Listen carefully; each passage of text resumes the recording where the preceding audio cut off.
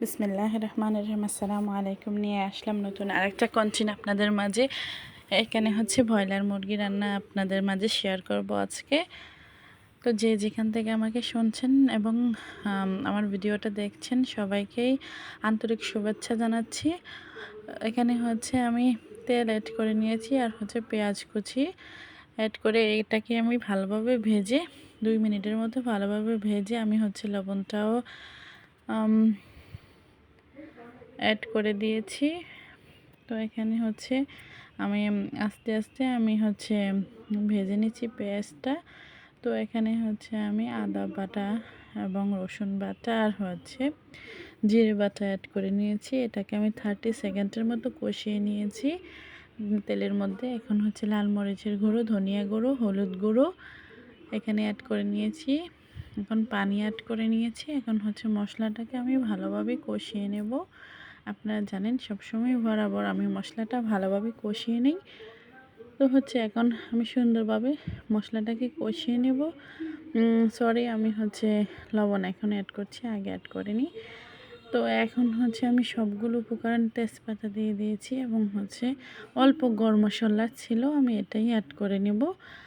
গরম মশলা হচ্ছে আমি ফোন করে বলে দিয়েছি আমার হাজব্যান্ডকে বাজার থেকে নিয়ে আসার জন্য, ফুরিয়ে গেছে। তো আনার হয়তো বা এসে যাবে রান্না শেষ হতে হতে, এই জন্য আমি পরে দেব। তো এখন হচ্ছে আমি মশলাটাকে ফাইনালি আমি ভালোভাবে কষিয়ে নিচ্ছি। যে তেলগুলো উপরে উঠে গেছে আর হচ্ছে মুরগির ভিতর থেকে এমনিও তেল বের হবে। তো সবসময় তেলটা বেশি খাওয়া স্বাস্থ্যের জন্য ভালো নয়, যতটুকু পরিমাণে লাগে ততটুকুই খাবেন। তো এই যে এখন হচ্ছে আমি সবগুলো মুরগি এখানে মাংসগুলো আমি এখানে অ্যাড করে নিয়েছি। তারপর হচ্ছে নেড়ে চেড়ে অল্প পরিমাণ পানি এখানে অ্যাড করেছি। ব্রয়লারের ভিতর থেকে এমনিতেও পানি বের হবে।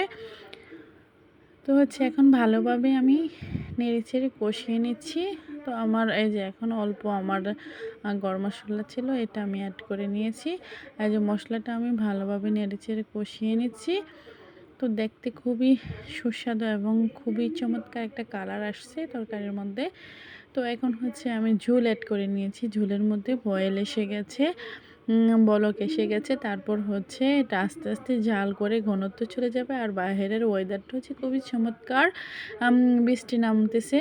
তো আপনাদের মাঝে একটু দেখাই দিলাম। আমার খুব ভালো লাগে বৃষ্টি নামলে, হচ্ছে গরম লাগে না, ওয়েদার খুবই ভালো লাগে। তো জাস্ট আপনাদের মাঝে শেয়ার করা। ভালো লাগলে অবশ্যই ভিডিওটা শেয়ার করবেন, লাইক কমেন্ট করে আমার পাশে থাকবেন। তো এখানে হচ্ছে তরকারিটা খুব সুন্দরভাবে হয়ে যাচ্ছে, ঘনত্ব হয়ে যাচ্ছে। লবণ চেক করে যে দেখেন আস্তে আস্তে তরকারিটা ঘনত্ব হয়ে গেছে। দেখতে যেমন লাবণীয় হয়েছে, খেতে খুবই মজা হয়েছে। তো আমার তরকারি রান্নাটা হয়ে গেছে আজকের মতো এখানেই। আল্লাহ হাফেজ, সবাই ভালো থাকবেন।